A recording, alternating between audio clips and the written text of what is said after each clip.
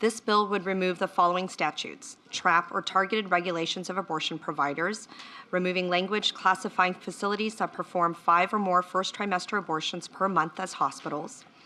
It would repeal Virginia's informed consent mandatory ultrasound and 24-hour delay. It would repeal the requirement that second trimester abortions be performed in a hospital licensed by the State Department of Health.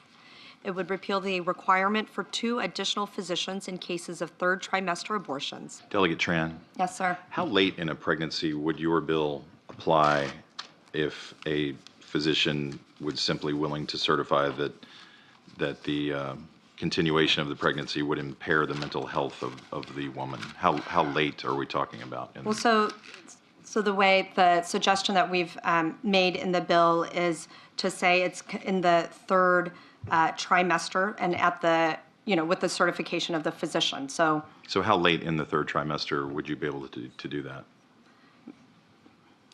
It's very unfortunate that our physicians, witnesses, were not able to attend today to speak specifically. No, I'm talking about your bill. How late in the third trimester could a physician perform an abortion if he indicated it would impair the mental health of the woman? Or physical health. Okay. Okay. I'm talking about the mental health. So, through the third trimester. The third trimester goes all the way up to 40 weeks. Okay. But to the end of the third trimester. Yep. I don't think we have a limit in the bill. So,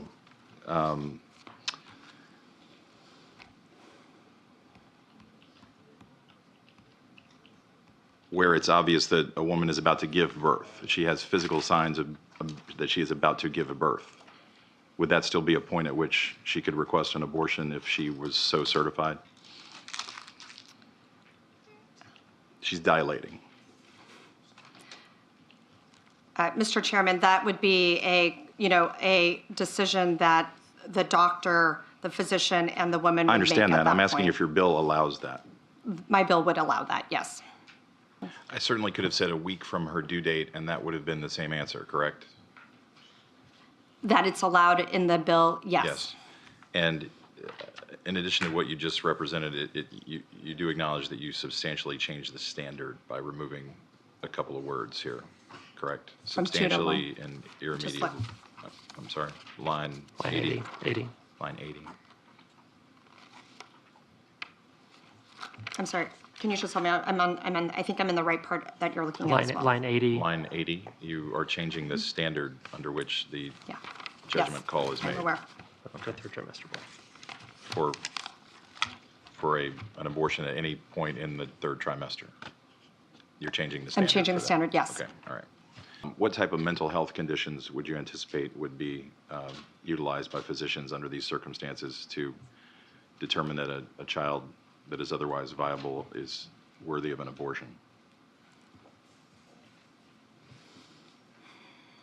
Again, I'm not a physician, so I can't make those calls as to when a physician would determine that a woman's mental health where they would be able to certify an abortion at that point. But the physician wouldn't have to have any specialized training in mental health to make that determination under your bill, right? Under this bill, no. Okay. All right, thank you. Delegate Tran, what are some of the conditions that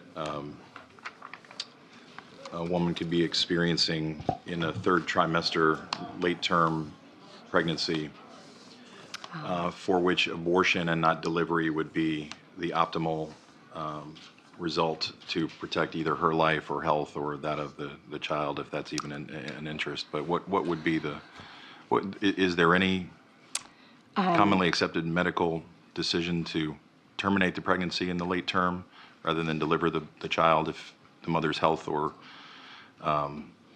life is actually in danger?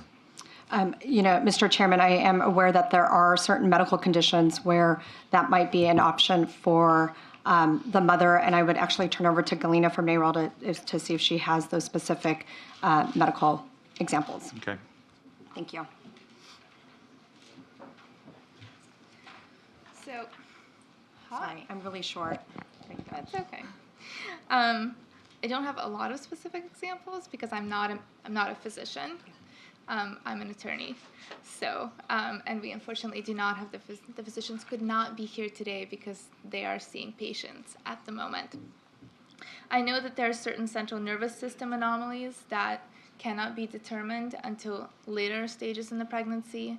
I also know that certain anomalies, like the absence of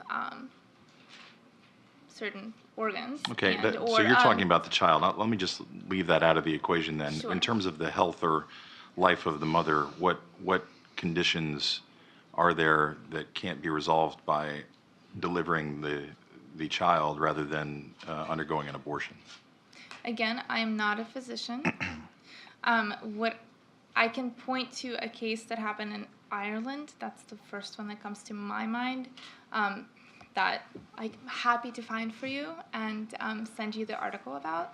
I can definitely send you that article, and if you'll give me some time, I can ask our physicians to provide you with a list of maladies that can lead to a woman having to have an abortion at the late stage of pregnancy. I do know that those cases exist. But you don't know what they are. Like I said, not a physician. I do not have those specifics about the woman. I have some specifics about the fetus. I do not have the specifics Okay. about the woman. All right.